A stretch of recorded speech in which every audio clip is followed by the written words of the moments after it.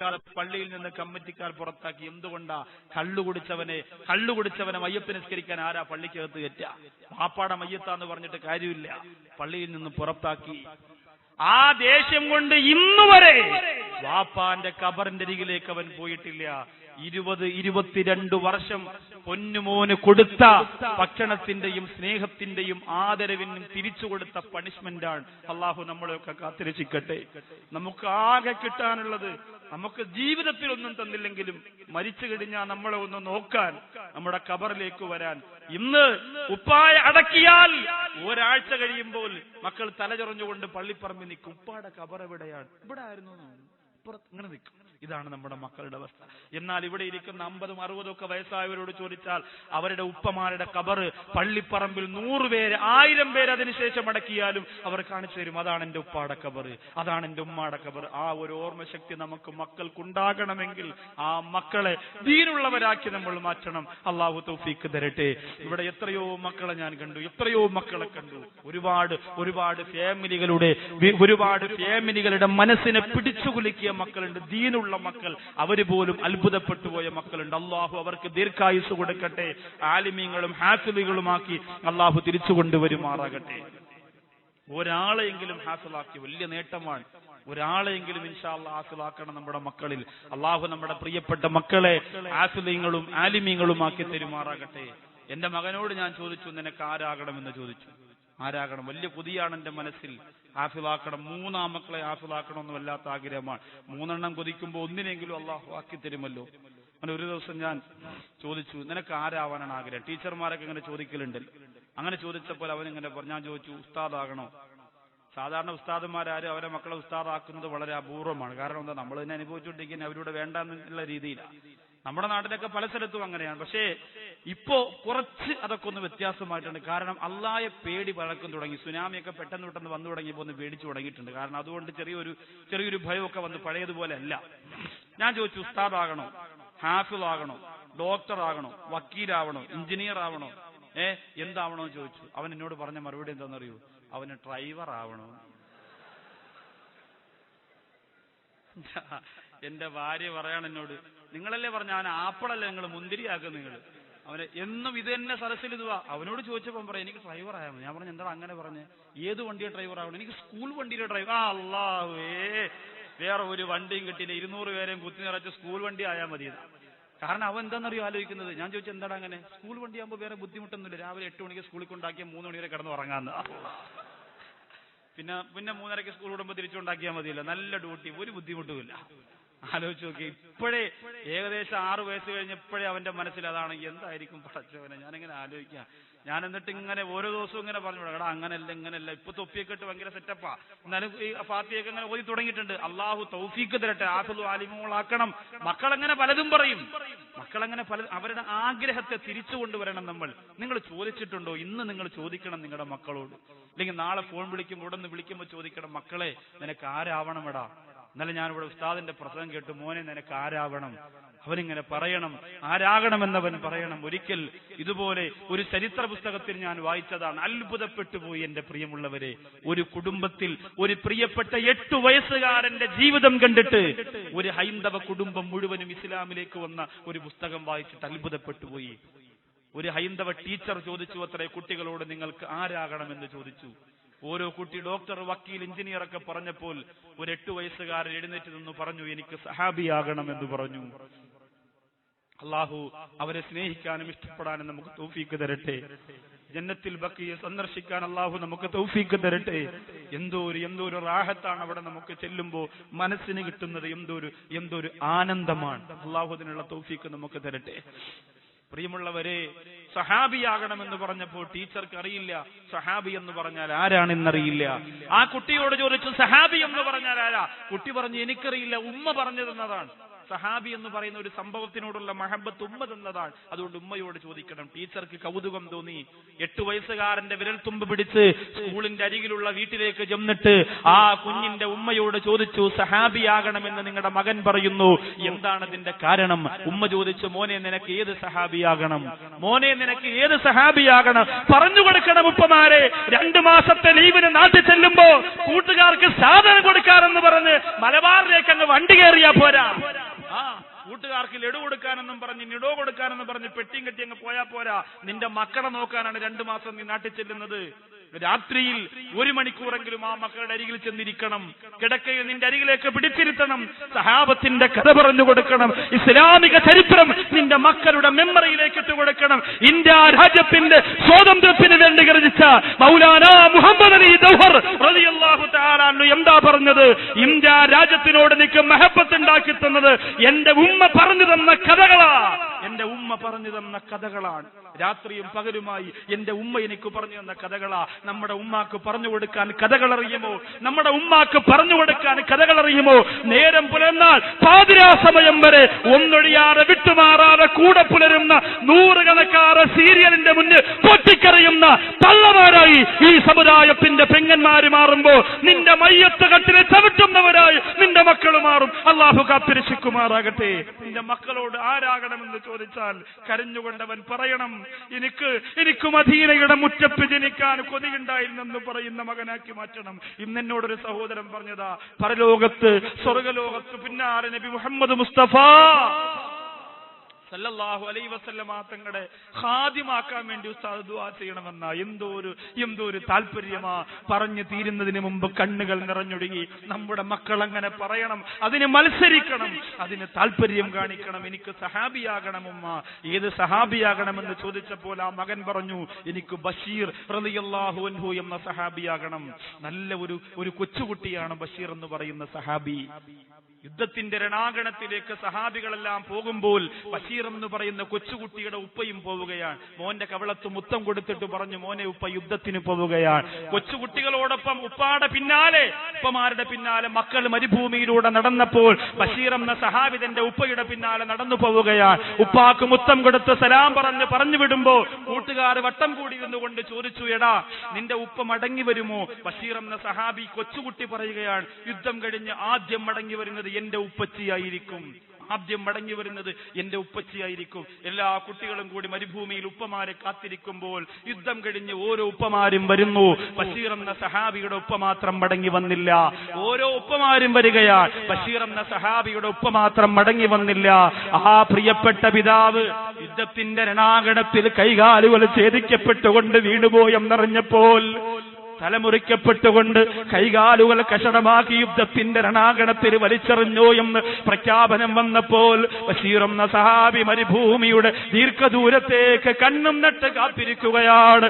എന്റെ ഉപ്പച്ചിയെ കണ്ടില്ലല്ലോ, എന്റെ ഉപ്പച്ചിയെ കണ്ടില്ലല്ലോ. അതിനു പകരം അവിടെ നിന്ന് നടന്നു വരുന്നതാരാ? ലോകത്തിന്റെ നായകൻ നബി മുഹമ്മദ് മുസ്തഫ. മക്കയുടെ സമ്മാനമേ നബി മുഹമ്മദ് മുസ്തഫ. മദീനയുടെ സൗന്ദര്യമേ നബി മുഹമ്മദ് മുസ്തഫ സല്ലല്ലാഹു അലൈഹി വസല്ലമ തങ്ങൾ നടന്നു വരികയാ. അല്ലാഹുവിന്റെ റസൂൽ ബഷീർ എന്ന സഹാബിയെ വാരിയെടുക്കുകയാ. ലോകത്ത് ഏതൊരു ജീവജാലത്തോട് സ്നേഹത്തിന്റെ പർദീസ പണിഞ്ഞുകൊടുത്ത ലോകത്തിന്റെ നൂറേ നബി മുഹമ്മദ് മുസ്തഫ. ആ പൊന്നുമോനെ വാരിയെടുത്തുകൊണ്ട് കവിളത്ത് മുത്തം കൊടുത്തുകൊണ്ട് ലോകത്തിന്റെ നായകൻ പറഞ്ഞതെന്തെന്നറിയോ? മോനെ, ഇന്നു മുതൽ നിന്റെ ഉപ്പച്ചി ഞാനാ, ഇന്നു മുതൽ നിന്റെ ഉപ്പച്ചി ഞാനാ. ഉപ്പയില്ലാത്ത ബഷീറിന് അല്ലാഹുവിന്റെ റസൂൽ ഉപ്പയായി പോയെങ്കിലും എനിക്ക് ആ ബഷീർ എന്ന സഹാബിയാകണമമ്മ. എന്റെ പിതാവ് അല്ലാഹുവിന്റെ റസൂലാകണം നബി മുഹമ്മദ് മുസ്തഫ സല്ലല്ലാഹു അലൈഹി വസല്ലം. എന്റെ ഉപ്പ അല്ലാഹുവിന്റെ ഹബീബാകുമല്ലോ ഞാൻ ബഷീർ എന്ന സഹാബിയാകുമ്പോൾ. അതുകൊണ്ട് എനിക്ക് ആ സഹാബിയായ മതി എന്ന് പറയുന്ന മക്കളാക്കാൻ, നല്ലതാകാൻ ആഗ്രഹിക്കുന്ന മക്കളാക്കാൻ നമുക്ക് സാധിക്കണം. അല്ലാഹു തൗഫീഖ് തരട്ടെ. അപ്പൊ ദുആ ചെയ്യണം. 2 മര്യാദ പഠിപ്പിക്കണം. 3 അവരോട് സ്നേഹത്തോടെ പെരുമാറണം. സ്നേഹം എന്ന് പറയുന്നത് ഉണ്ട് എന്ന് അറിയിക്കാനുള്ളതല്ല, അവരെ പ്രകടിപ്പിക്കാനുള്ളതാണ്. മക്കളുടെ മുന്നിൽ നിന്റെ സ്നേഹം കാണിച്ചു കൊടുക്കണം. പല ഉപ്പമാരും സ്നേഹം പുറത്ത് കാണിക്കൂല.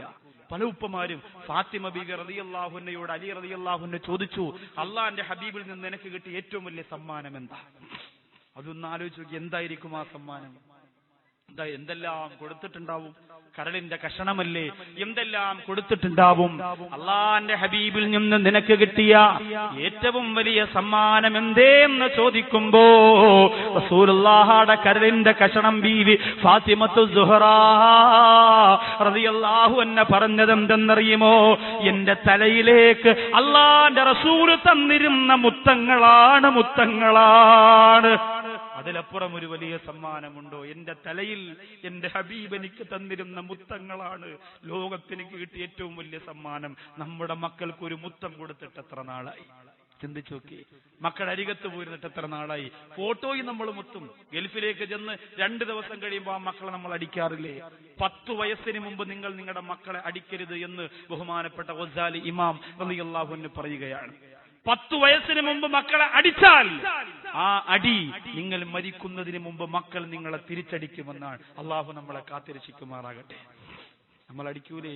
കുഞ്ഞ് സ്റ്റെപ്പിൽ നിന്ന് മറിഞ്ഞു വീണാൽ അവിടെ ഇട്ടടി, തടവുന്നതിന് പകരം. പോവല്ലെന്ന് പറഞ്ഞിടാന്ന് പറഞ്ഞ അടിയാപ്പഴേ, അല്ലെങ്കിൽ മുറിഞ്ഞ സ്ഥലത്ത് തടവി കൊടുക്കലല്ല അല്ലേ? എവിടെന്നെങ്കിലും വീണ അത് വേണം നിനക്ക്, ഞാൻ എടുക്കൂല. അവിടെ ഉമ്മമാര് പറ, അവിടെ കിടന്ന് ചാ, ഞാൻ അങ്ങോട്ട് വരും. ഞാൻ അന്നേരം പറഞ്ഞതാ, കുങ്കുമപ്പൂ തുടങ്ങാൻ നേരത്ത് തൂങ്ങല്ലേ അല്ലെ? ഞാൻ വരൂല, അവിടെ കിടക്കട്ടെ എന്ന് പറഞ്ഞ അരികിൽ പോവില്ലല്ലോ ഉമ്മമാർ, അരികിൽ പോവില്ലല്ലോ അല്ലേ?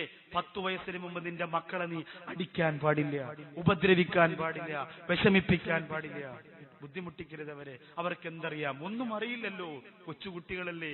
അറിവുണ്ടെങ്കിൽ അവര് ചെയ്യുമോ? പ്രിയമുള്ളവരെ, 10 വയസ്സിന് മുമ്പ് അടിച്ചടിച്ച് തുട പൊട്ടിച്ച് എത്ര മക്കളുണ്ട്. നമ്മളൊക്കെ ആരാ? എന്ത് അവകാശമാണ് അവർ നമുക്കുള്ളത്? എന്ത് അർഹതയാണുള്ളത് അവരെ അടിക്കാൻ നമുക്ക്? അള്ളാഹു നമ്മെ കാത്തിരക്ഷിക്കുമാറാകട്ടെ. 10 വയസ്സിന് മുമ്പ് അടിക്കരുത്. അങ്ങനെ അടിക്കാൻ സാധിക്കുമായിരുന്നെങ്കിൽ, അടിക്കണമായിരുന്നെങ്കിൽ അള്ളാഹുവിന്റെ റസൂൽ പറയുമായിരുന്നു, മുറു ഔലാദക്കും ബിസ്സലാ, നിന്റെ മക്കളോട് നിസ്കാരം കൊണ്ട് കൽപ്പിക്കണം. ലിസബ്ഇ സിനീൻ, 7 വയസ്സായ നിന്റെ മക്കളോട് നീ 7 വയസ്സായ നിന്റെ മക്കളോട് നിസ്കാരം കൊണ്ട് കൽപ്പിക്കണം. അള്ളാഹുവിന്റെ റസൂൽ പറഞ്ഞു, വളിരിബൂഹും അലൈഹ, നിസ്കരിച്ചില്ലെങ്കിൽ അവരെ നീ അടിക്കണം. 10 വയസ്സായ നിസ്കരിച്ചില്ലെങ്കിൽ അടിക്കണം. അപ്പോ നിസ്കാരം എന്ന് പറയുന്ന ഒരു മനുഷ്യന് നിർബന്ധമാണ്. 10 വയസ്സിന് മുമ്പ് അടിക്കാൻ കഴിയുമായിരുന്നെങ്കിൽ നിസ്കാരത്തിന്റെ പേരിൽ നിന്റെ മക്കളെ അടിക്കണം എന്ന് ലോകത്തിന്റെ ഗുരുനബി മുഹമ്മദ് മുസ്തഫ സല്ലല്ലാഹു അലൈഹി വസല്ലമ തങ്ങൾ പറയുമായിരുന്നു. അതുകൊണ്ട് 10 വയസ്സിന് മുമ്പ് മക്കളെ ഉപദ്രവിക്കരുത്. ചൂരലൊക്കെ വെട്ടി വെക്കണം, അതൊക്കെ വേണം. അതിപ്പോ മക്കൾക്ക് 2 കൊടുക്കാൻ പറ്റില്ലെങ്കിൽ വല്ലപ്പോഴ പെണ്ടാട്ടിക്കെങ്കിലും കൊടുക്കാമല്ലോ. ഞാൻ എന്റെ വീട്ടിലൊരു ചൂരൽ റെഡിയാക്കി വെച്ചിട്ടുണ്ട്. ചിലപ്പോ മക്കൾ തിരിച്ചും തരും, അത് വേറെ കാര്യം. അത് രസമല്ലേ? ചൂരലൊന്ന് കൈ വെച്ചിരിക്കണം വരട്ടാൻ വേണ്ടി. തമാശയല്ലേ? തമാശ കാണിക്കുമ്പോൾ തന്നെ കമ്പുണ്ട് എന്ന്, ഉപ്പാടെ കയ്യിൽ ഒരു വലിയ കമ്പുണ്ട് എന്ന് മക്കൾക്ക് ബോധ്യമുണ്ടാകണം. അപ്പൊ ആ മക്കൾ ഗൗരവത്തോടു കൂടി വരും. അങ്ങനെയാണ്, അല്ലാതെ അത് അടിക്കാൻ വേണ്ടിയിട്ടല്ല.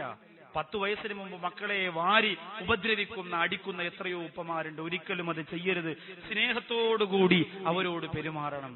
ലോകത്ത് ഏറ്റവും നല്ല സ്നേഹത്തോടുകൂടി പെരുമാറാൻ പഠിപ്പിച്ച നബി മുഹമ്മദ് മുസ്തഫ സല്ലല്ലാഹു അലൈഹി വസല്ലം ഫാത്തിമ ബീബി റളിയല്ലാഹു അൻഹയ്ക്ക് കൊടുത്തത് ഏറ്റവും വലിയ സമ്മാനമായി. ഇന്നത്തെ നഷ്ടം സ്നേഹമാണ്.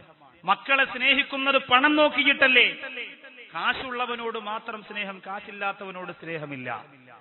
ഒരു പാക്ക് 4 മക്കൾ, ഒരു പാക്ക് 4 മക്കൾ, വളരെ ശ്രദ്ധിക്കേണ്ട കാര്യമാണ്. ഒരു പാക്ക് 4 മക്കൾ, 4 പേരിൽ 3 മക്കളും നല്ല സമ്പന്ന വർഗത്തിൽപ്പെട്ടവരാണ്. ഒരാൾ മലേഷ്യയിൽ, ഒരാൾ മറ്റെടുത്ത്, ഒരാൾ മറിച്ചെടുത്ത്, അങ്ങനെ ഇഷ്ടം പോലെ കാശുണ്ടാക്കി വലിയ ജീവി. പാവപ്പെട്ട ഒരു 2ാമത്തെ മകൻ മാത്രം നാട്ടിൽ ഒരു ചെറിയ പെട്ടിക്കടയാണ്, വേറൊന്നുമില്ല. അവന് വിദ്യാഭ്യാസവും വളരെ കുറവാണ്. ആ ചെറിയ പെട്ടിക്കടയാണ്. രാവിലെ പോകും, ഉച്ചയാകുമ്പോൾ വീട്ടിൽ വന്ന് ഭക്ഷണം കഴിക്കും, 9 മണിയാകുമ്പോൾ കട അടച്ചിട്ട് മടങ്ങി വരും. ഒന്നും കൊടുക്കാനില്ല. 1 രൂപയുടെ കവർ കപ്പലണ്ടി വാങ്ങിച്ചുകൊണ്ട് തിന്ന് വരുത്തും. ചൂടിലല്ലോ ഉള്ളത്. അപ്പോ 1 രൂപയുടെ എന്തെങ്കിലും വാച്ച് കഴിച്ചുകൊണ്ട് ഇത്രേ ഉള്ളൂ. വേറെ ഒരു കപ്പാസിറ്റി അവനെ കൊണ്ടില്ല. ഉച്ചയ്ക്ക് ഭക്ഷണം കഴിക്കാൻ പോകുന്നില്ല എന്ന് ചോദിക്കുമ്പോ അവൻ കടയുടെ മുമ്പിൽ നിന്ന് സുഹൃത്തുക്കളോട് പറയും, ഇപ്പൊ ഞാൻ പോകുന്നില്ല, മൂപ്പിലാൻ ഭക്ഷണം കഴിച്ചിട്ട് ഉറങ്ങട്ടെ. മൂപ്പിലാൻ എന്ന് പറഞ്ഞാൽ ആരാ? പിതാജി ഹേ. എന്താ മക്കൾ ഇങ്ങനെ വിളിക്കുന്നത്? ഉപ്പാടെ ഗുണം കൊണ്ടാണ്. ഇപ്പൊ പോയാൽ മൂപ്പിലാം ഭക്ഷണം കഴിച്ച് ചാരി കസേരയിൽ ഇങ്ങനെ ഇരിക്കുന്നുണ്ടാവും. ഞാൻ ചെല്ലുമ്പോ എന്നെ പരിഹസിക്കും. അതുകൊണ്ട് ഒരു 3 മണിയായിട്ട് പോവാം. അവൻ കടയടച്ചിട്ട് വീട്ടിലേക്ക് ഭക്ഷണം കഴിക്കാൻ ചെന്നാൽ കസേരയുടെ ഫ്രണ്ടിൽ ഇരുന്നു കൊണ്ട് ഉപ്പ വിളിച്ചു പറയും, സൈനബോ ചോറിട്ട് വെച്ചോ, ഓഫീസൊക്കെ അടച്ച് മുതലാളി എത്തി. കളിയാക്കുകയാണ്. ഉപ്പ ഗോളടിക്കുകയാണ്. പാവപ്പെട്ട മകൻ മനസ്സിലായി എന്നെ ഉപ്പ കളിയാക്കാണ്. എന്നാൽ സങ്കടത്തോടുകൂടി ചെന്നിരിക്കും. വിളമ്പിക്കൊട് വിളമ്പിക്കൊട് കൊണ്ട് കേറ്റിത്തരല്ലേ ഇങ്ങോട്ട്, പാട് ഡയലോഗ. ഇത് കേൾക്കുമ്പോ അവനിങ്ങനെ കൈ ഇങ്ങനെ കഴുകാൻ നേരത്ത് അവന്റെ അരികിൽ അവന്റെ ഉമ്മ വന്നിരുന്ന് തല തടവിയിട്ട് പറയും, എന്റെ മോനും ഇൻഷാ അല്ലാഹ് ഒരു നല്ല കാലം വരും. അതാണ് ഉമ്മ.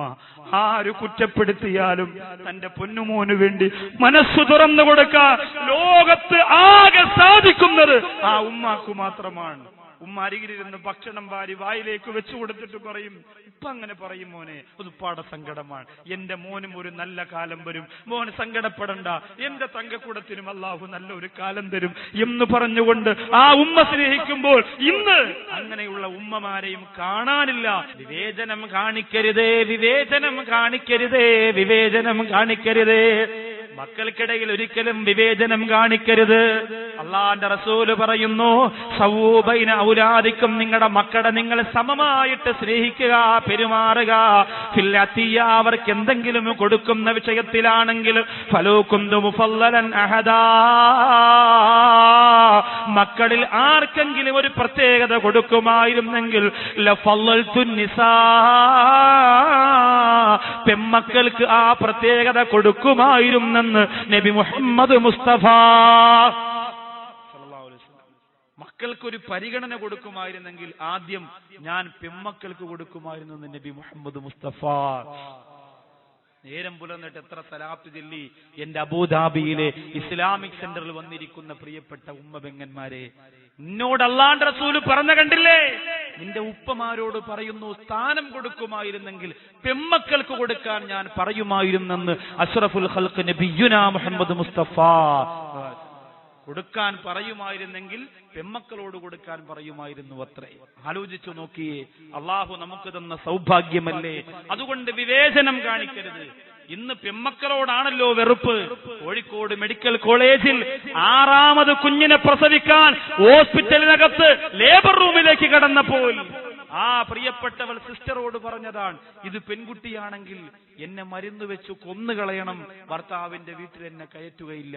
അള്ളാഹു നമ്മെ കാത്തിരക്ഷിക്കുമാറാകട്ടെ. ഒരിക്കലും പെൺകുട്ടിയാണ് തന്നത് കൊണ്ടൊരു ദാരിദ്ര്യവും അള്ളാഹു നിനക്ക് തരികയില്ല. പിറന്നു വീണ മക്കളെ ചോരയുടെ മണം മാറുന്നതിന് മുമ്പ് കുഴിച്ചു മൂടിയ കാട്ടറബികളുടെ മുന്നിൽ പുഞ്ചിരിയുടെ പറുദീസ പണിഞ്ഞുകൊണ്ട് കടന്നു വന്ന ലോകത്തിന്റെ ദീപമേ നബി മുഹമ്മദ് മുസ്തഫ സല്ലല്ലാഹു അലൈഹി വസല്ലമ തങ്ങൾ ആ പെൺകുട്ടിയെ കുഴിച്ചു മൂടിയ മണ്ണുവാരി കയ്യിൽ വെച്ചുകൊണ്ട് സമുദായത്തിനോട് പറഞ്ഞതെന്താ, പ്രായപൂർത്തിയാകുന്നത് വരെ 2 പെൺമക്കളെ വളർത്തുകയും അവർക്ക് അനുയോജ്യരായ ഇണകളുടെ കയ്യിലേക്ക് പിടിച്ചു കൊടുക്കുകയും ചെയ്താൽ അതിന് പകരമായി അവർക്ക് സ്വർഗം കൊടുക്കുമെന്ന് നബി മുഹമ്മദ് മുസ്തഫ.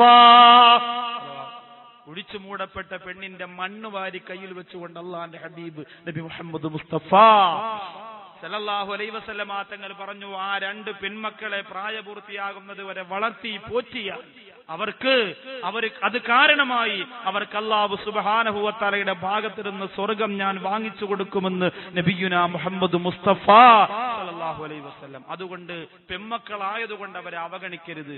എല്ലാം നിനക്ക് തന്നല്ലോ എന്ന് പറഞ്ഞുകൊണ്ട് കുറ്റപ്പെടുത്തരുത്. പിന്നെ സ്വത്ത് കൊടുക്കുമ്പോൾ നിങ്ങൾ ചിന്തിക്കണം, നിങ്ങളുടെ മക്കളിൽ പെൺമക്കൾ മാത്രമല്ല നിങ്ങൾക്കുള്ളത്, ആൺമക്കൾ കൂടിയുണ്ട് എന്നുള്ള ബോധത്തോടു കൂടി കൊടുക്കണം.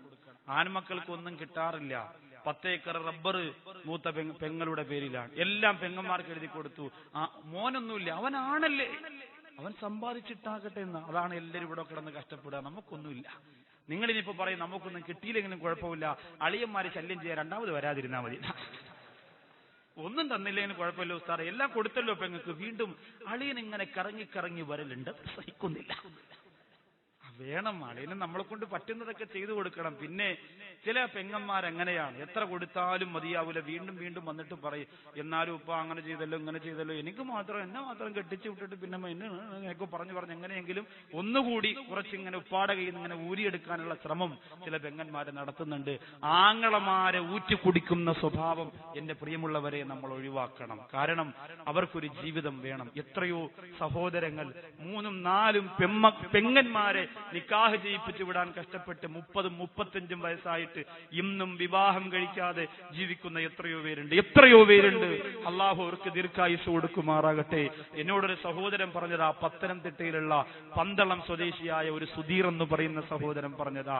ആ സഹോദരൻ വിദേശ രാജ്യത്ത് വന്നിട്ട് 19 കൊല്ലമായി. 5 കൊല്ലം റാസൽ ഖൈമയിലായിരുന്നു. പിന്നെ അതിനുശേഷം സൗദി അറേബ്യയിലാണ് ഇപ്പോൾ ജോലി. 19 കൊല്ലം ആകെ വിദേശ രാജ്യത്ത് ജോലി ചെയ്തു. 19 കൊല്ലം കൊണ്ട് 5 പെങ്ങന്മാരെയാണ് നിക്കാഹ് കഴിപ്പിച്ചു വിട്ടത്. ഒരു ആങ്ങളയുണ്ട്. ആങ്ങളയ്ക്ക് നല്ല ഉദ്യോഗം, നല്ല വിദ്യാഭ്യാസം കൊടുത്ത് ജോലി വാങ്ങിച്ചു കൊടുത്തു. ഇന്ന് വരെ കുടുംബജീവിതത്തിന് വേണ്ടി തുടങ്ങാൻ അവസരം കിട്ടിയിട്ടില്ല. ഇന്ന് 33 വയസ്സുള്ള ആ സഹോദരൻ ഉമ്മാക്ക് ചികിത്സയ്ക്ക് വേണ്ടി പണം ചെലവഴിച്ചുകൊണ്ടിരിക്കുന്നു. പ്രിയപ്പെട്ട ഉമ്മാക്ക് ക്യാൻസറാണ്. അള്ളാഹു ശിഫ കൊടുത്ത് അനുഗ്രഹിക്കുമാറാകട്ടെ.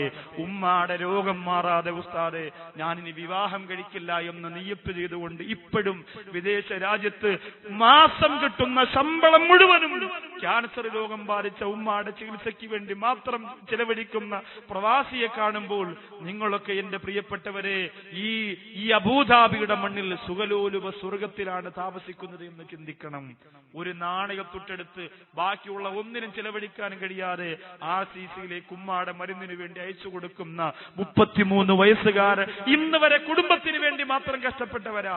ആ സഹോദരനോട് ഞാൻ പറഞ്ഞു, ബഹുമാനപ്പെട്ട അബൂ ഹനീഫ ഇമാം റളിയല്ലാഹു അൻഹു പറഞ്ഞിട്ടുണ്ട്, കുടുംബത്തിന് വേണ്ടി കഷ്ടപ്പെട്ട് മരണപ്പെട്ടവൻ, സുഖം മറന്ന് കുടുംബത്തിന് വേണ്ടി കഷ്ടപ്പെട്ട് മരിക്കുന്നവൻ 1000 പ്രാവശ്യം അള്ളാഹുവിന്റെ മാർഗത്തിൽ വെട്ടേറ്റതിന്റെ പ്രതിഫലമാണെന്ന് പറഞ്ഞപ്പോൾ വാരി പുണർന്നുകൊണ്ട് പൊട്ടിക്കരന്നുകൊണ്ട് പറഞ്ഞു, ഉസ്താദേ എനിക്കെങ്കിൽ ആ പ്രതിഫലം മാത്രം മതി, ദുനിയാവിന്റെ സുഖം എനിക്ക് വേണ്ട.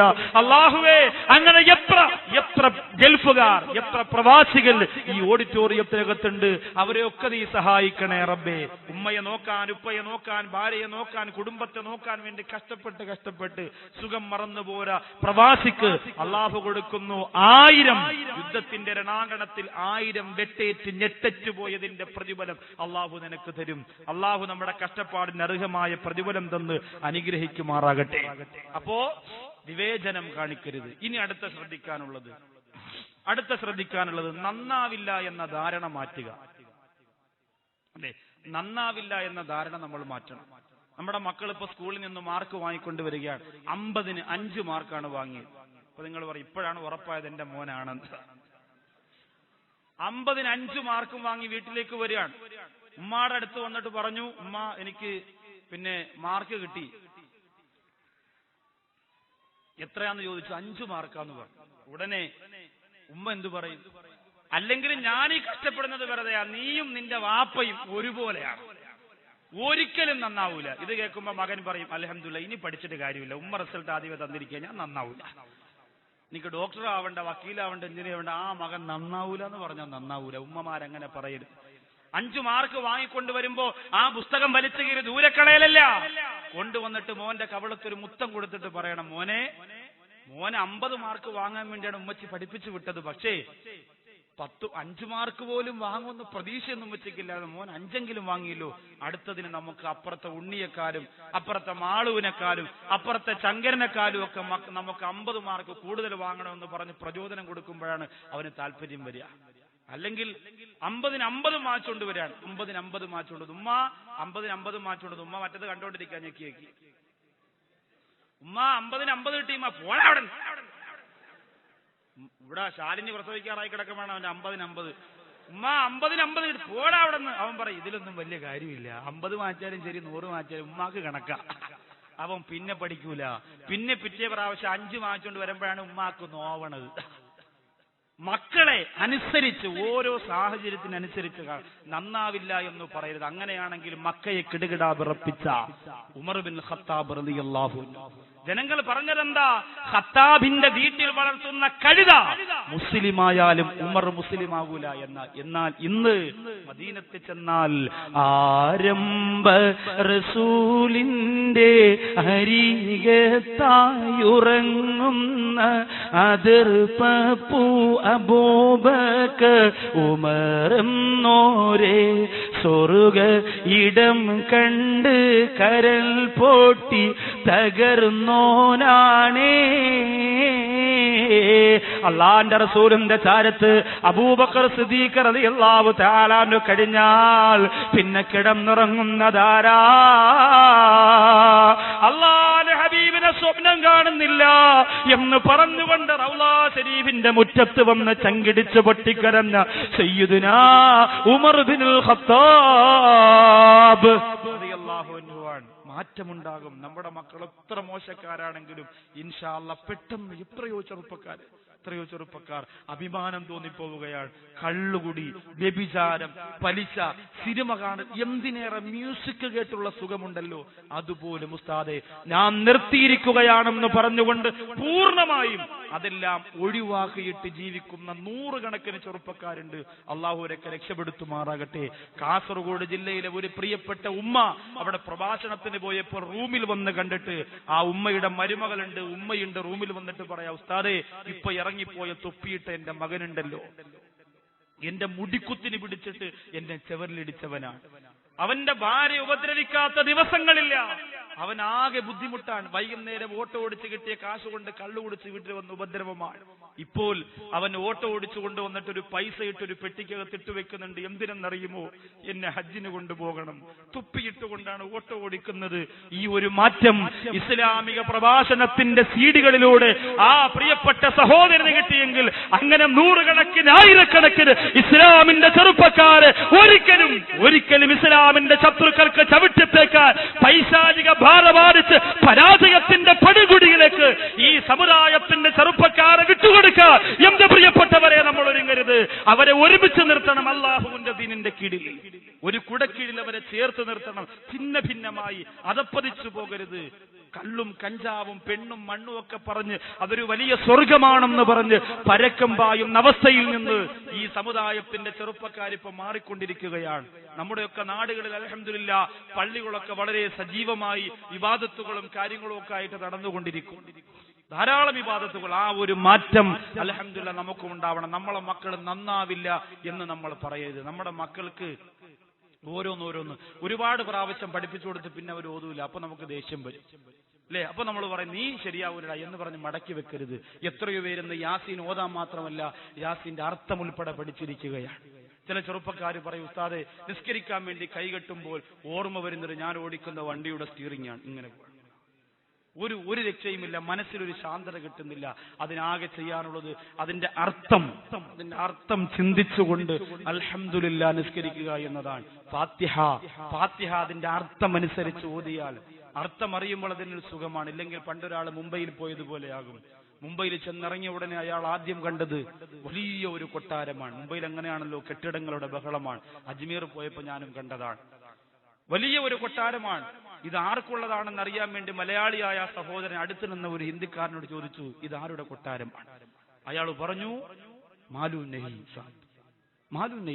അപ്പൊ ഇയാൾ പറഞ്ഞു, മാലു നഹി സാഹിബിന്റെതാണല്ലേ? ശരി, ഓക്കെ, ശരി. ഇത്തിരി വലിയ കൊട്ടാരം ഉണ്ടല്ലേ ഇയാൾക്ക്? എനിക്കറിഞ്ഞൂടെ ഹബീബി എന്നാ പറഞ്ഞത്. അത് ശരി, അപ്പൊ മാലു നഹി സാഹിബിന്റെതാണല്ലേ? ശരി. കുറച്ചുകൂടെ അങ്ങോട്ട് പോകുമ്പോൾ വലിയ ഒരു ഹോട്ടൽ കണ്ടു. വിഭവ സമൃദ്ധമായ ഭക്ഷണം, നിറച്ച് തിരക്കുള്ള ഹോട്ടൽ. ഒരാളോട് ചോദിച്ചു, ഇതാരുടെ ഹോട്ടലാ? ഇത് മാലു നഹി സാഹിബ്. ഇതും അയാൾക്കുള്ളതാ? വലിയ ബിൽഡിങ്ങുകളെല്ലാം അയാൾക്കുള്ളത്. വലിയ കാശുകാരനാണല്ലേ? ശരി, ഓക്കെ. കുറച്ചങ്ങോട്ട് പോയപ്പോൾ ഒരു കല്യാണം നടക്കുന്നു. കുതിരപ്പുറത്താണ് മാപ്പിള വരുന്നത്. അങ്ങനെയൊക്കെയാണല്ലോ ഇന്ന് പല കോലമാണ്. ചില സ്ഥലത്തൊക്കെ സുബ്ഹാനല്ലാഹ് മാപ്പിളെ കൊണ്ട് വരുന്നത് കണ്ടാൽ പുതിയ പെണ്ണ് കരഞ്ഞ് ജീവൻ അവസാനിപ്പിക്കും. അങ്ങനെ പുതുമാപ്പിള ഇങ്ങനെ കുതിരപ്പുറത്ത് വരുന്ന കണ്ടപ്പോൾ ചോദിച്ചു, ഇത് ആരുടെ നിക്കാഹാണ്? ഇത്ര വിശാലമായ നിക്കാഹ്? അത് മാലു നഹി സാഹിബിന്റെ നിക്കാഹാണോ? അൽഹംദുലില്ലാ. അപ്പൊ ഇന്ന് തന്നെ അദ്ദേഹത്തിന്റെ ഭക്ഷണം കഴിക്കാനും കഴിഞ്ഞല്ലോ. ഏറെ വിശാലമായ ഭക്ഷണം കഴിച്ചു. പിറ്റെന്ന് നോക്കിയപ്പോൾ ഒരു മയ്യത്ത് കൊണ്ടുപോവാണ് അതുവഴി. മനസ്സിലായല്ലോ? ഇനി പറയണ്ടല്ലോ.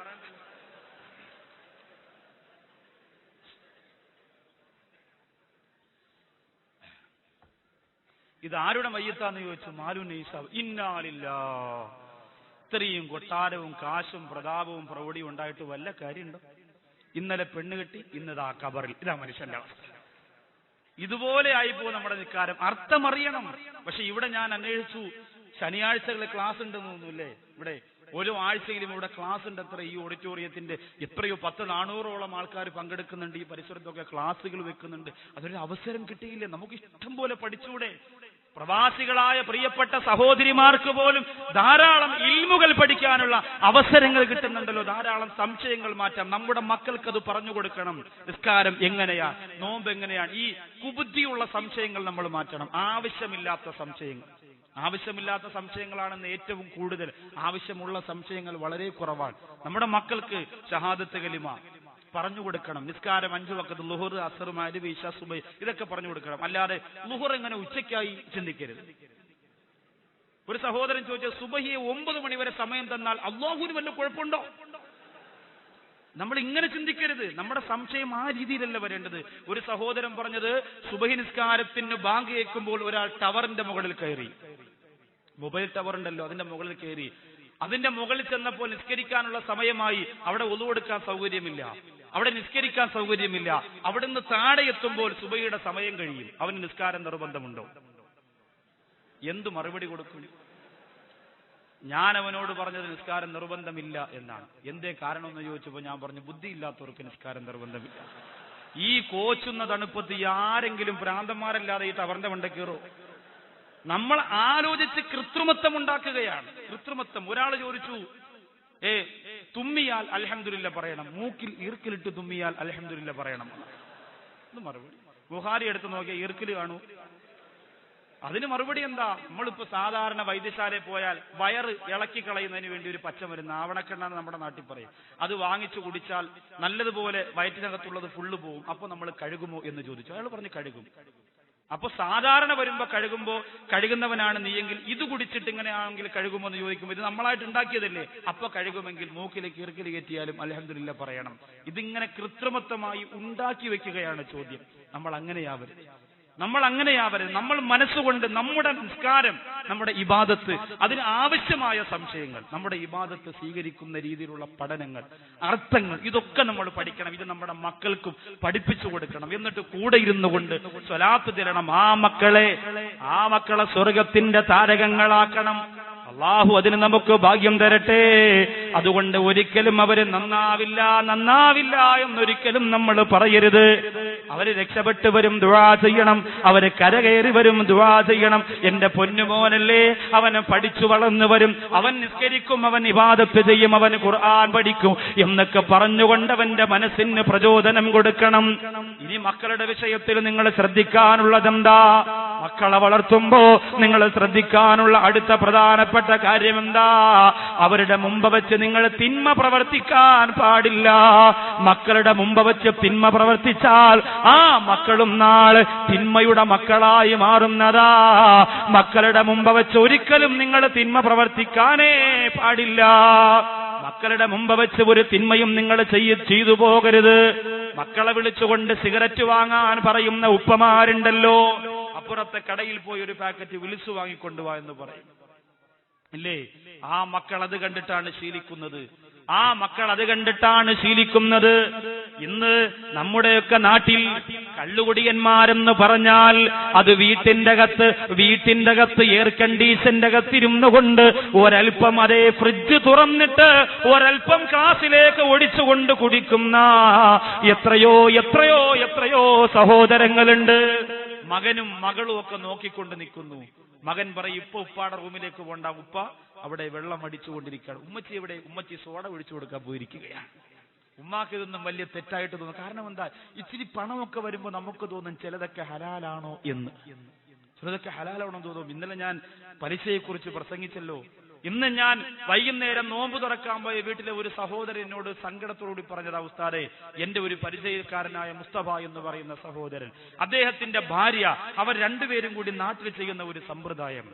ഇന്നലത്തെ പ്രഭാഷണം കേട്ടിട്ട് അദ്ദേഹം വളരെ സങ്കടത്തോടുകൂടി പറയുന്നു, അതേ, ലോൺ, പലിശയില്ലാത്ത ലോൺ, പാവപ്പെട്ട സഹോദരിമാർ സ്വർണം കൊണ്ട് തന്നാൽ 3 മാസത്തെ കാലാവധിക്ക് കാശ് അവർക്ക് കടം കൊടുക്കും. എന്നിട്ട് ആ തിരിച്ചു വരുമ്പോൾ പലിശയില്ലാതെ ആ കാശ് തരുമ്പോൾ സ്വർണം തിരിച്ചു കൊടുക്കുന്നു. എത്രയോ കുടുംബത്തിന് അതൊരു വലിയ സഹായമാണ്. എത്രയോ കുടുംബത്തിന് അതൊരു വലിയ സഹായമാണ്. എനിക്കുള്ളത് എനിക്കും എന്റെ ഭാര്യയ്ക്കും എന്റെ മക്കൾക്കും എന്ന് പറഞ്ഞുകൊണ്ട് വീട്ടിന്റെ അകത്ത് തിന്നു കുടിച്ച് സുഖിച്ച് രസിച്ചാൽ സമുദായത്തിന്റെ സ്നേഹം നമുക്കുണ്ടാവുകയില്ല. നിങ്ങൾക്കറിയോ, ശിഹാബ് തങ്ങളെ കുറിച്ച് പലപ്പോഴും ഞാൻ ഓർത്തുപോയ ഒരു സംഭവമാണ്. KMCCക്ക് വേണ്ടി ആയതുകൊണ്ട് മാത്രം പറയുന്നതല്ല.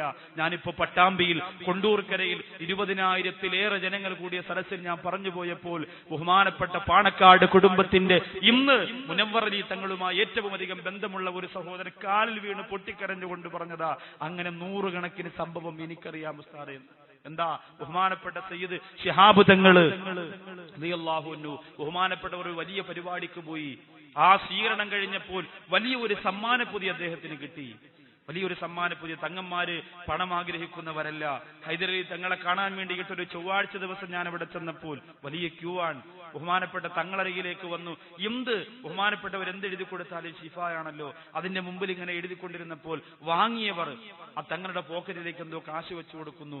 തങ്ങളത് നോക്കുന്നില്ല, തങ്ങളത് ശ്രദ്ധിക്കുന്നില്ല. പാണക്കാട് സയ്യിദ് ബഹുമാനപ്പെട്ട ശിഹാബ് തങ്ങൾ അല്ലാഹു മർക്കദഹു അവர்கள் പരിപാടിക്ക് പോയി വലിയ ഒരു സമ്മാനം കിട്ടി. ആ വാഹനം ഓടിച്ച ഡ്രൈവറിനോട് കരഞ്ഞുകൊണ്ട് പറയുകയാണ്, ഉസ്താദേ, ആ സമ്മാനപ്പൊതി എന്തെന്ന് പോലും തങ്ങൾ നോക്കിയില്ല.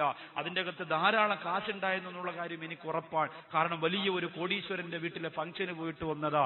അതിന്റെ അകത്ത് സ്വർണ്ണമുണ്ടാകും എന്നുള്ള കാര്യം ഉറപ്പാ. ശിഹാബ് തങ്ങൾക്കും അത് ഉറപ്പാണ്. പക്ഷേ അത് എന്തെന്ന് നോക്കിയില്ല. ആ വാഹനം മുമ്പോട്ട് പോകുമ്പോൾ വഴിയിൽ എല്ലാവരെയും കൈ കാണിച്ചു നിർത്തിയിട്ട് പിരിക്കുന്ന ഒരു ഉമ്മ. വാഹനം ഇങ്ങനെ സിഗ്നലാകുമ്പോൾ റോഡിൽ ചില ഉമ്മമാര് പിരിവിന് വരാറുണ്ട്, ചില തള്ളമാര് പിരിവിന് നിൽക്കാറുണ്ട്. അങ്ങനെ തങ്ങളുടെ വാഹനമാണെന്നറിയാതെ ഒരു ഉമ്മ ഗ്ലാസ്സിൽ മുട്ടിയപ്പോൾ ശിഹാബ് തങ്ങളാണ്. എന്തെങ്കിലും തരണം, മോളെ കെട്ടിക്കാനുണ്ടെന്ന് പറഞ്ഞപ്പോൾ എന്നോട് പറഞ്ഞു, ഉസ്താദേ, ആ പുറകിലിരിക്കുന്ന സമ്മാനം, എനിക്ക് കിട്ടിയ സമ്മാനം അതുപോലെ എന്തെന്ന് പോലും എടുത്തു നോക്കാതെ ആ ഉമ്മയുടെ കയ്യിലേക്ക് എടുത്തു വെച്ചു കൊടുത്തപ്പോൾ അത് അവർക്കല്ലാതെ ലോകത്താർക്കാണ് പ്രിയമുള്ളവരെ സാധിക്കുന്നത്? അവർക്കല്ലാതെ ആർക്കാണ് സാധിക്കുന്നത്? ഞാൻ പറയുന്നു, ഇവിടെയുള്ള KMCCയുടെ പ്രവർത്തകരെല്ലാം അവിടെ സിയാറത്ത് നടത്തിയവരാണോ എന്ന് എനിക്കറിയില്ല. ഇല്ലെങ്കിൽ നിർബന്ധമായും ഇനി ഒരു ലീവിന് നിങ്ങൾ നാട്ടിലേക്ക് പോയാൽ ആദ്യം പോകേണ്ടത് ആ മഹാനവറുകളുടെ മക്കാമിന്റെ മുമ്പിലായിരിക്കണം. അള്ളാഹു സ്വീകരിക്കുമാറാകട്ടെ, അള്ളാഹു രക്ഷപ്പെടുത്തുമാറാകട്ടെ. അവരുടെ തണലും തലോടലും മാനുഷിക സ്നേഹവും എന്നും അള്ളാഹു പടച്ച തമ്പുരാൻ നമുക്കേവർക്കും നൽകി അനുഗ്രഹിക്കുമാറാകട്ടെ.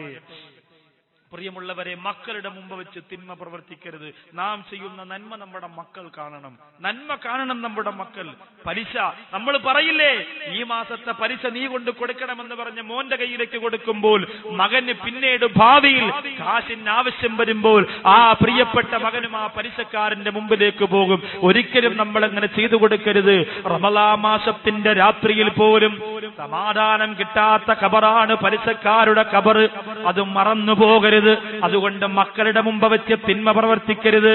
സിഗരറ്റ് വലിക്കുമ്പോൾ, കള്ളു കുടിക്കുമ്പോൾ, ചീത്ത വിളിക്കുമ്പോൾ, വ്യഭിചാരത്തിന് വേണ്ടി ഇറങ്ങി പുറപ്പെടുമ്പോൾ, പലിശയുമായി ബന്ധപ്പെടുമ്പോൾ, ഹറാമ് തിന്നുമ്പോൾ, ഹറാമ് കുടിക്കുമ്പോൾ, ഹറാമ് ചെയ്യുമ്പോൾ, എന്റെ പ്രിയമുള്ളവരെ, ഒരിക്കലും നമ്മുടെ മക്കളെ നമ്മൾ സാക്ഷിയാക്കരുത്. എന്ന് പറഞ്ഞാൽ മക്കളില്ലാതെ ചെയ്യാം എന്നതിന് അർത്ഥമില്ല. മക്കളില്ലെങ്കിൽ അത് ചെയ്യാമെന്നതിന് അർത്ഥമില്ല. ബഹുമാനപ്പെട്ട ഉമർ ബിൻ അബ്ദുൽ അസീസ് റളിയല്ലാഹു അൻഹു ഇസ്ലാമിക ഭരണാധികാരിയായിരിക്കുമ്പോൾ തന്റെ പ്രിയപ്പെട്ട കുടുംബത്തിന് സർവ്വവിധ സഹാരങ്ങളും കിട്ടുമെന്ന് അവർ മനസ്സുകൊണ്ട് കൊതിച്ചുപോയി, മോഹിച്ചുപോയി. തന്റെ പൊന്നുമകൻ പട്ടിണിയാണ്, തന്റെ ഭാര്യ പട്ടിണിയാണ്, കുടുംബം പട്ടിണിയാണ്. മകൻ കരഞ്ഞുകൊണ്ട് ഉമ്മയോട് ചോദിക്കുന്നു, ഉമ്മാ, ഞാനൊരു ഭരണാധികാരിയുടെ മകനല്ലേ ഉമ്മ, എനിക്ക് വിശന്ന് വലഞ്ഞു പോവുകയാണ്, എനിക്ക് ഭക്ഷണം കഴിക്കാനില്ലല്ലോ, ഞാൻ എന്ത് ചെയ്യണമെന്നറിയാതെ പൊട്ടിക്കരഞ്ഞു പോയപ്പോ ഉമ്മ പറഞ്ഞു, മോനെ, വാപ്പ പള്ളിയുടെ പുറം ഭാഗത്ത് പാവപ്പെട്ടവർക്ക് ഭക്ഷണം വിളമ്പി കൊടുക്കുന്നുണ്ട്, ഒരു പാത്രവും കൊണ്ട് അവിടെ പോയി നിന്നാൽ ഈ നാട്ടിലെ ഏറ്റവും വലിയ പാവപ്പെട്ടവൻ നീയാണെന്ന് പറഞ്ഞാൽ നിനക്കെന്റെ പ്രിയപ്പെട്ട പൊന്നുമോനെ ഉപ്പച്ചി ഭക്ഷണം തരുമടാ. ഉമർ ബിൻ അബ്ദുൽ അസീസ് രണ്ടാം ഉമർ എന്നറിയപ്പെട്ട ഉമർ ബിൻ അബ്ദുൽ അസീസ് റളിയല്ലാഹു അൻഹുവിന്റെ ചരിത്രമാണ്. പൊന്നുമകനോട് പറഞ്ഞു, മോനെ പട്ടിണിയാണെങ്കിൽ ഉപ്പാന്റെ അടുത്ത് പോയി ചോദിക്കും, ഉപ്പ പാവപ്പെട്ടവർക്ക് പള്ളിയിൽ ഭക്ഷണം കൊടുക്കുന്നുണ്ട്. അവിടെ ചെന്നു ക്യൂവിൽ നിൽക്കുകയാണ്. പാവപ്പെട്ടവർ നിൽക്കുന്ന ക്യൂവിൽ ഉമർ ബിൻ അബ്ദുൽ അസീസ് റളിയല്ലാഹു തആല അൻഹുവിന്റെ പൊന്നുമകനും നിന്നുവത്രേ. നിന്നപ്പോൾ ഉമർ ബിൻ അബ്ദുൽ അസീസ് റളിയല്ലാഹു അൻഹു ദൂരത്ത് നിന്ന് കണ്ടു, തന്റെ മകൻ ക്യൂവിൽ നിൽക്കുന്നത് കണ്ടു. ആ സമയത്ത് ബഹുമാനപ്പെട്ട ഉമർ ബിൻ അബ്ദുൽ അസീസ് റളിയല്ലാഹു തആല അൻഹു ഓടി ചെല്ലുകയാണ്. തന്റെ പൊന്നുമോനോട് പറയുന്ന, മോനെ ഇത് നാട്ടിലെ പാവപ്പെട്ടവർക്കുള്ളതാണ്, കഷ്ടപ്പെടുന്നവർക്കുള്ളതാണ്, പട്ടിണി കിടക്കുന്നവർക്കുള്ളതാണ്. അതുകൊണ്ട് പൊന്നുമോനെ അവരെല്ലാം കഴിച്ചു തീർന്നതിന് ശേഷമല്ലാതെ നിനക്കിത് തരൂല മോനെ എന്ന് പറഞ്ഞുകൊണ്ട്, ഉപ്പാ എനിക്ക് വിശന്നു പോയത് കൊണ്ട് വന്നതാ, ഉപ്പാ എനിക്ക് വിശപ്പ് സഹിക്കാനാകാത്തത് കൊണ്ട് വന്നതാ. ഇതൊന്നും ആര് കേട്ടില്ല? ഉമർ ബിൻ അബ്ദുൽ അസീസ് റളിയല്ലാഹു തആല അൻഹു കേട്ടിട്ടില്ല. ആ പൊന്നുമോനെ പറഞ്ഞു വിടുകയാണ്. എന്തുകൊണ്ട് പൊതുമുതൽ കൈകാര്യം ചെയ്യുന്നതിന്റെ സൂക്ഷ്മത എന്റെ മകൻ തിരിച്ചറിയണമല്ലോ, എന്റെ പൊന്നുമകൻ തിരിച്ചറിയണമല്ലോ എന്ന ബോധമാണ് ചെയ്യിപ്പിച്ചു പോയതെങ്കിൽ ഇന്ന് പല സ്ഥലത്തും മക്കൾ നന്നായാലും ഉപ്പമാര് നന്നാവലില്ല.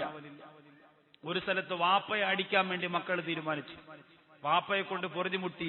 ജ്യേഷ്ഠൻ വാപ്പച്ചിയെ അടിക്കാൻ പോയപ്പോ അനുജൻ കയറി കയ്യിൽ ഇങ്ങനെ പിടിച്ചിട്ട് പറഞ്ഞു, അടിക്കരുത്, നമ്മുടെ ഉപ്പയാണ്, ഒന്നുമല്ലെങ്കിലും നമ്മുടെ വയസ്സിന് മൂത്തതല്ലേ. അപ്പോ ജ്യേഷ്ഠൻ പറഞ്ഞു, അങ്ങനെയാണെങ്കിൽ എന്റെയും നിന്റെയും വയസ്സ് നമുക്ക് ഒരുമിച്ച് കൂട്ടി നോക്കാം, ഒരു വയസ്സെങ്കിലും ഉപ്പാക്ക് കുറവാണെങ്കിൽ നമുക്ക് രണ്ടുപേർക്കും കൂടി അടിക്കാന്ന് പറഞ്ഞു. ഇങ്ങനെ പറയുന്നത് വെറും തമാശയിൽ അത്രത്തോളം മക്കൾ ഗതികെട്ടുപോയി. കള്ളുകുടിയും അതും ഇതൊക്കെ ആയിട്ട് മക്കളുടെ ഇസ്ലാമിയത്ത് തന്നെ വാപ്പ കാരണം നഷ്ടപ്പെടുമെന്ന് പേടിച്ചുപോയി. അവസാനം രണ്ടു മക്കളും കൂടി വാപ്പയെ തല്ലി. വയസ്സ് കൂട്ടി നോക്കിയപ്പോ വാപ്പാക്ക് 2 വയസ്സ് കുറവാ. 2 മക്കളും കൂടി എന്റെ പ്രിയപ്പെട്ടവരെ വാപ്പയെ തല്ലിയിട്ട് അവശനായ വാപ്പയെ ചുമന്നുകൊണ്ട് വീടിന് പുറത്തേക്ക് എറിയാൻ പോയപ്പോ ഉപ്പ പറഞ്ഞു, മോനെ എന്നെ പുറത്തേക്ക് എറിയരുത്, എന്നെ വീട്ടിന്റെ കാമ്പൗണ്ടിൽ ഇട്ടാൽ മതി. മക്കൾ ചോദിച്ചു, അതെന്തേ? ഞാൻ എന്റെ വാപ്പായെ അടിച്ചത് കാമ്പൗണ്ടിൽ ഇട്ടാണ്, അതുകൊണ്ട് എന്നെ പുറത്തെറിയണ്ട. നീ നിന്റെ വാപ്പാക്ക് കൊടുത്തിട്ട് നിന്റെ മക്കൾ നിനക്ക് തരികയാണ്. ഇതാണ് കാലം പഠിപ്പിച്ചുകൊണ്ടിരിക്കുന്നത്. ഇൻഷാ അല്ലാഹ് നമ്മുടെ ബൈത്തുർ റഹ്മയുടെ കവറുകൾ ഇൻഷാ അല്ലാഹ് കഴിയുന്ന സഹായം ചെയ്തുകൊണ്ട് അതിലേക്ക് തിരികെ ഏൽപ്പിക്കണം. 50 ലക്ഷം രൂപയുടെ ബഡ്ജറ്റാണ്. അള്ളാഹു വിജയിപ്പിച്ചു കൊടുക്കട്ടെ, അള്ളാഹു രക്ഷപ്പെടുത്തട്ടെ. അള്ളാഹു ആ പാവപ്പെട്ടവർക്ക് കിട്ടുന്ന വീട്ടിൽ എന്നും അവർ ദുആ ചെയ്യുമ്പോൾ സലാത്തിലും അതിന്റെ പുണ്യം ഒരു നാണയത്തൊട്ടെങ്കിലും സഹായിച്ചവർക്ക് അള്ളാഹു കൊടുത്ത് അനുഗ്രഹിക്കുമാറാകട്ടെ. അപ്പോൾ നമ്മുടെ മക്കളുടെ മുമ്പ് വെച്ച് തിന്മ പ്രവർത്തിക്കരുത്. നമ്മുടെ മക്കളെന്ന് പറഞ്ഞ വലിയ ബുദ്ധിശക്തിയുള്ളവരാണ്, നിസാരന്മാരല്ല, അവർ വലിയ ബുദ്ധിശക്തിയുള്ളവരാണ്, തന്ത്രശാലികളാണ്. പഴയകാലത്തെ മക്കളല്ല ഇന്ന്. കുഞ്ഞ് പ്രായം പോലെ. ഇപ്പൊ എന്നോടൊരു സഹോദരൻ പറഞ്ഞതാ, ഉസ്താദേ ഞാനൊരു മോനെ കണ്ടു, ഞാൻ റുക്കൂയിലേക്ക് പോയപ്പോൾ അവൻ അടിയിലൂടെ വന്നിട്ട് ചോദിച്ചു, ഇവിടെ എന്തെടുക്കാണ്? റുക്കൂയിലേക്ക് പോയപ്പോൾ അതിന്റെ അടിയിലൂടെ വന്നിട്ട് ചോദിച്ചു, ഇവിടെ എന്തെടുക്കാണെന്ന് ചോദിച്ചു.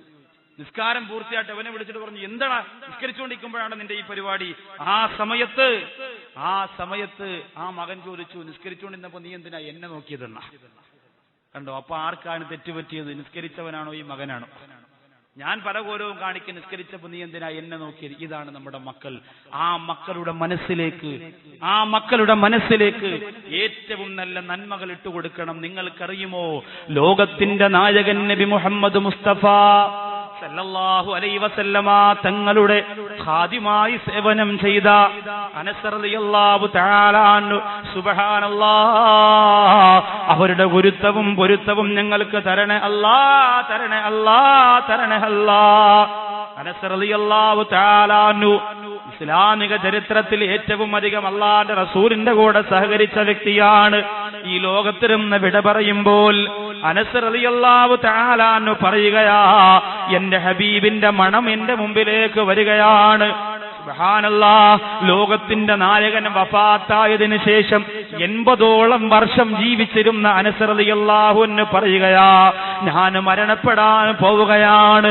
ഈ സമയത്തിന്റെ ഹബീബ് നബി മുഹമ്മദ് മുസ്തഫ സല്ലല്ലാഹു അലൈഹി വസല്ലമ തങ്ങളുടെ സുഗന്ധം അടിച്ചു വീശുകയാണ്.